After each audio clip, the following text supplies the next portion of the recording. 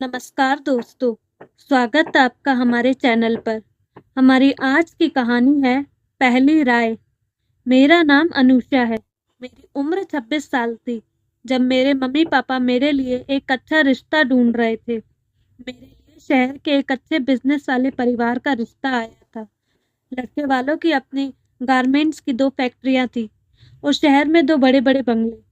लड़के के पिता विनोद कुमार जी और उनका बेटा अंकुश दोनों ही उस बिजनेस को चलाते थे। आज लड़के वाले मुझे देखने के लिए आने वाले थे। सुबह से ही मेरी मम्मी ने सारा घर सर पर उठा रखा था। एक दिन पहले ही काम वाली से सारे घर की सफाई करवा दी थी। सुबह से ही नाश्ते पानी की तैयारियों में लगी हुई थी। ऐसा लग रहा था जैसे लड़के वाले मुझे नहीं, मेरे घर को देखने आ रहे हैं और केवल खाना खाने ही आ रहे हैं। मेरी मम्मी चाहती थी कि यह रिश्ता किसी भी सूरत में होना चाहिए। आर्थिक रूप से तो मेरा परिवार भी संपन्न था। हमारी भी अपनी क्रॉकरी की फैक्ट्री थी। भगवान की दया से किसी चीज की कोई कमी नहीं थी। मैं खुद भी एक इंटीरियर डिजाइनर थी। मम्मी मेरी हाउसवाइफ थी और हमारे क्रॉकरी के बिजनेस को मेरे पापा चलाते थे। दोपहर के 12 बजे ही कार का हॉर्न सुनाई दिया तो मेरी मम्मी बाहर उनके स्वागत के लिए पापा के साथ गई। मुझे देखने के लिए अंकुश के मम्मी पापा और उसकी छोटी बहन भी आई थी, पर जिसे मैं देखना चाहती थी वह तो दूर दूर तक कहीं दिखाई नहीं दे रहा था। तभी एक लड़के की हमारे घर में एंट्री होती है। बहुत ही स्टाइलिश लंबे बाल वाला, ब्लैक कलर की शर्ट और वाइट कलर की पैंट पहने हुए। मेरे मम्मी पापा को पैर छूकर आशीर्वाद लेते हुए उनसे उनकी तबीयत के बारे में पूछता है।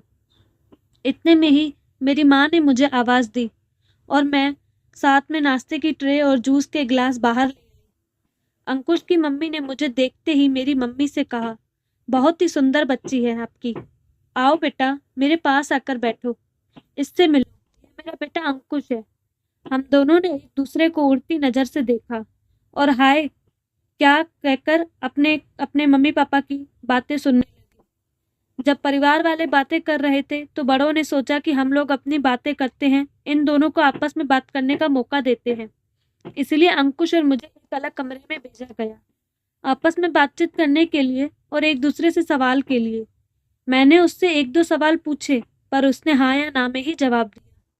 बुरा मुझे इसलिए लगा कि उसने तो मुझसे एक भी सवाल नहीं पूछा। मुझे उससे पहली बार बात करके लगा जैसे वह बहुत ही ज्यादा अकड़ू है। थोड़ी देर में लंच करने के बाद अंकुश की फैमिली रवाना होने लगी। अंकुश के पापा ने मेरे पापा से कहा कि मुलाकात तो अच्छी रही, पर एक दूसरे को एक दो बार और जान लेने तो अच्छा रहेगा। मेरे पापा ने भी उनकी बात पर सहमति दी। उन लोगों के जाने के बाद मैंने अपनी माँ से कहा, माँ मुझे ये रिश्ता मंजूर नहीं। क्यों? इतना अच्छा परिवार है, इतना अच्छा लड़का है, फिर तुझे कहाँ कमी लगी जो तुझे मंजूर नहीं? तुम दोनों के बीच क्या कुछ ऐसी बात हुई जो नहीं होनी चाहिए थी? वह बोली।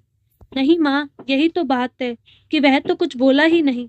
मैंने ही पूछा और उसने हाँ या ना में जवाब दिया। उसने अपनी तरफ से तो कुछ भी नहीं पूछा। मुझे इसका तो यही मतलब है ना कि वह मुझे पसंद नहीं करता। अच्छा, तो यह बात है। तुमने पहली बार में ही उसे ऐसा समझ लिया कि वह तुझे पसंद नहीं करता। अगर ऐसी बात होती तो वह तुम्हें देखने के लिए यहाँ आता ही नहीं। आज का लड़का है, मना करना होता तो यहाँ तक आता ही नहीं वह। रही बात उसके कुछ ना पूछने की, तो ऐसा नहीं है कि खाली लड़कियां ही शर्माती है। अरे भाई, लड़कों को भी तो शर्म आती है। माँ ने कहा। शायद आप सही हो माँ, हो सकता है उसे शर्म आ रही हो, मगर मैं आपको बता देती हूँ, एक दो बार मुलाकात के बाद भी अगर मुझे ऐसा लगा कि वह मुझ में इंटरेस्टेड नहीं है तो मैं शादी नहीं करूंगी। यह भी कोई कहने की बात है? अगर तुझे कोई लड़का ठीक नहीं लगेगा तो हम क्या तुझे जबरदस्ती थोड़ी ना उसके साथ भेजेंगे। तेरी जिंदगी है, तुझे फैसला लेने का पूरा हक है। पर हाँ, एक बार में नहीं, उससे कम से कम 2-3 बार मिलने के बाद ही उसके बारे में कोई राय बनाना, माँ ने कहा। इसके 5 दिन बाद ही जब मैं अपने एक क्लाइंट से मिलने के लिए अपनी कार में जा रही थी, देर होने के कारण मेरी कार की स्पीड थोड़ी ज़्यादा थी। तभी मेरी एक दूसरी कार से टक्कर हो जाती है। जैसे ही टक्कर होती है मेरा तो सर चकरा जाता है और मैं बेहोश हो जाती हूँ। थोड़ी देर बाद जब मैं आँख खोलती हूँ तो मैं खुद को हॉस्पिटल के अंदर पाती हूँ। सामने मेरे मम्मी पापा और अंकुश खड़ा था। अंकुश और डॉक्टर की आपस में बातें चल रही थी। डॉक्टर उसे सलाह दे रहा था कि यह एक्सीडेंट है, इसमें लड़की की गलती है जिसने स्पीड से गाड़ी चलाई है, तुम्हें पुलिस में रिपोर्ट करनी चाहिए। अंकुश इस बात पर डॉक्टर को समझा रहा था। नहीं डॉक्टर अंकल, यह हमारी जानकार है, जो भी हुआ उसमें पूरी इसकी गलती नहीं है, मेरी भी गलती है, मेरा भी ध्यान नहीं था और मेरी भी थोड़ी सी स्पीड ज़्यादा थी। डॉक्टर अंकुश की बातें सुनकर मुझे अब अंदाजा लग चुका था कि मेरी टक्कर किसके साथ हुई थी। अंकुश को भी सर में चोट आई थी, उसकी भी मरहम पट्टी हो रही थी। यह देखकर मेरे मम्मी पापा ने मुझे डांटा कि इतनी भी क्या जल्दी थी, क्लाइंट के पास जाना था या यमराज के पास। पापा की यह बात सुनकर अंकुश जोर से हंसने लगा। इतने में वह बोल उठा, अरे अंकल, ऐसी कोई बात नहीं है, हो जाता है कभी कभी। पापा ने अंकुश से कहा, सॉरी बेटा, इसकी तरफ से मैं तुमसे माफ़ी मांगता हूँ। ये लड़की भी ना खुद तो मरती मरती साथ में सामने वाले को भी लेकर मरती। अगर तुम्हें कुछ हो जाता तो मैं तुम्हारे माँ बाप को क्या जवाब देता। कोई बात नहीं अंकल, हम दोनों ही ठीक है, वह बोला। अंकुश का इस तरह मेरे माँ बाप के साथ व्यवहार देखकर मुझे बहुत अच्छा लग रहा था।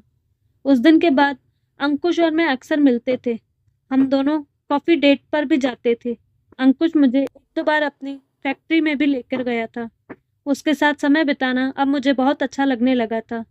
एक दिन कॉफ़ी डेट पर ही मैंने अंकुश को बताया कि जब मैं उससे पहली बार मिली थी तो मैंने उसके बारे में एक अलग ही राय बना ली थी। इतने में ही अंकुश ने कहा, मैं जानता हूँ कि तुमने मेरे बारे में क्या सोचा होगा। यही ना कि कैसा लड़का है, केवल हाँ या ना में ही जवाब दे रहा है और अपनी तरफ से तो कोई सवाल ही नहीं किया। पता नहीं मुझे पसंद करता भी होगा या नहीं। हाँ, तुम्हें कैसे पता कि मैंने यह सब सोचा तुम्हारे बारे में। वह बोला, जानता हूँ, अगर मैंने तुम्हारे साथ जो किया वह तुम मेरे साथ करती तो मैं भी कुछ ऐसा ही सोचता। मैं पहली बार किसी लड़की से मिला था तो मुझे भी बहुत शर्म आ रही थी, जिसकी वजह से मैं तुमसे कोई भी सवाल नहीं कर सका। पर घर जाने के बाद मुझे रियलाइज़ हुआ कि तुम्हें कैसा लगा होगा। यकीन मानो, उस दिन के बाद से मैं तुमसे मिलना चाहता था दोबारा, और हमारी मुलाकात हुई भी हॉस्पिटल में। हंसते हुए वह बोला, कुछ दिन ऐसे ही हमारी मुलाकातें होती रही। एक दिन सुबह काफ़ी शोरगुल सुनकर मेरी आँख खुली तो बाहर का नज़ारा देखकर मेरी तो जान ही निकल गई। मैंने देखा कि मेरी मम्मी को खून की उल्टी हो रही है और पापा रो रहे हैं। पापा और मैं दोनों मम्मी को तुरंत हॉस्पिटल में लेकर गए। अचानक से मम्मी को क्या हो गया, मुझे कुछ समझ नहीं आ रहा था। हड़बड़ाहट में मैंने अंकुश को फ़ोन कर दिया। थोड़ी देर में अंकुश हॉस्पिटल पहुंच गया। डॉक्टर ने मम्मी का ब्लड सैंपल लेकर जांच के लिए भेज दिया था और शाम तक रिपोर्ट भी आ गई। रिपोर्ट देखकर डॉक्टर का चेहरा उतर गया। अंकुश को कुछ शक हुआ तो वह वार्ड में अलग ले जाकर डॉक्टर साहब से रिपोर्ट के बारे में पूछने लगा। क्या बात है डॉक्टर, रिपोर्ट तो नॉर्मल है ना। डॉक्टर ने मम्मी को सोता हुआ समझकर अंकुश को बताया कि उन्हें ब्लड कैंसर है, वह भी लास्ट स्टेज पर। अब कोई इलाज काम नहीं कर सकता। अंकुश को बड़ा धक्का लगा। उसके चेहरे पर मेरे परिवार के लिए चिंता की लकीरें मुझे साफ साफ दिखाई दे रही थी। वह मेरी मम्मी के बारे में जानकर बहुत दुखी हुआ। उसने पूछा, फिर भी डॉक्टर, क्या चांसेस है, कितना समय है आंटी के पास। बस यही, करीब हफ्ता 15 दिन समझो, डॉक्टर बोले। इतने भी अंकुश और डॉक्टर को पता चला कि मेरी मम्मी ने सारी बातें सुन ली है।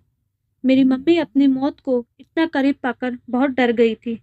उन्हें अपनी मौत की ज़्यादा परवाह न होकर मेरी चिंता खा रही थी। वह चाहती थी कि मेरी एक अच्छे लड़के से शादी हो जाए। इतने में ही मेरी मम्मी की आंखों में से आंसू बहने लगे। वह डॉक्टर से कहने लगी, अभी तो मैंने अपनी बच्ची की शादी भी नहीं करवाई, ऐसे कैसे इतनी जल्दी मैं जा सकती हूँ।